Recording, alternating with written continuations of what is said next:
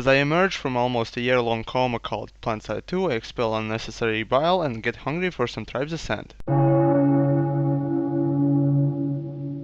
So I strap a pair of rocket boots to my feet, like you know it's a good idea, and at full speed I make red, modern knot painting on the closest wall with my face. And after that fantastic experience, I stitch my face together with parts from enemy carcasses that are flying lazily around. So I think to myself, I'm a bit rusty, because you know, last time I played was about the same time when Blitz update was introduced. And so I decided to switch to Infiltrator. And as I played a lot with this class in the past, I should have some skill left. And oh boy, I was wrong. At first I was killed by heavy class, because I forgot which button was for cloaking ability. Then I was simply ripped to shreds by the goddamn shriek, and whenever I get close to enemies generators there are always some mine waiting for me. And all I can conclude from this is that people have started to buy utility items. And there's one more thing I noticed. They nerfed Jackal again! As I love Infiltrator class a lot, I feel the developers have ripped my heart out, desecrated it in every way, and somehow managed to jam it up my nose. And now I can only smell rotting flesh. Nevertheless, game hasn't changed a lot. They introduced few new weapons, skins, and also voice packs, which is kind of a nice touch. But to be honest, I kinda expected more. And from the looks of it, this game's development has been slowed down a lot. But nevertheless, this game has a lot of good content in it, as well as gameplay. And most of all, I like Blue Plate Award. For people who don't know what it is, it's basically a award when you get a kill in midair with Spin Fuser. Whenever I get it, I feel like I'm getting blown by two twin angels, while I'm sitting on pedestal on top of enemy skull pile. But there is also one thing I don't like in this game. Orbital strikes, which are quite similar to kill streaks. But to get them, all you have to do is just collect points. And after dying, you don't lose them. And the points are collected by killing enemies, completing objectives, or repairing, or even scratching your ass. But you can rest assured these orbital strikes are really balanced, comparing to Call of Duty of course. But there was one time when I stumbled upon some server which allowed those strikes constantly for free. And in this case balance went out of the window as fast as if it had diarrhea and toilet was 2 meters away from the window.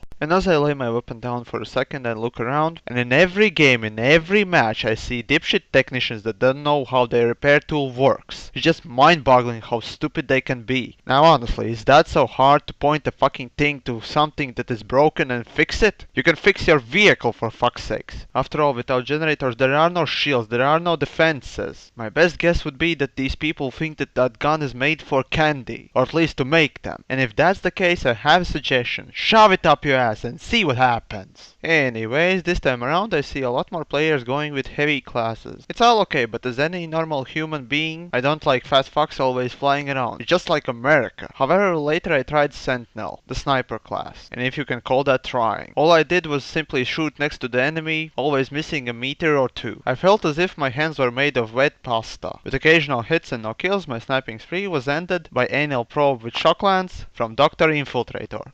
And so I decided to put on a few pounds and join the fat ass army. I found it easier to take few more blasts to the face, and still I was torn apart, but this time with more expensive toys. But somehow I managed to take one motherfucker with me. While I was overdosing on endomorphin from that kill, I failed to see Dr. Infiltrator arriving for a lobotomy exam. And oddly enough, he executed this procedure with a rusty butter knife he calls a sword. And at the end I would like to say that you should guys give it a try because it's unique to its genre, and also it's free. So if you are a cheap ass like me, you'll enjoy it. And before I let you go, there's the registration link below in this video's description, so you can go and start playing.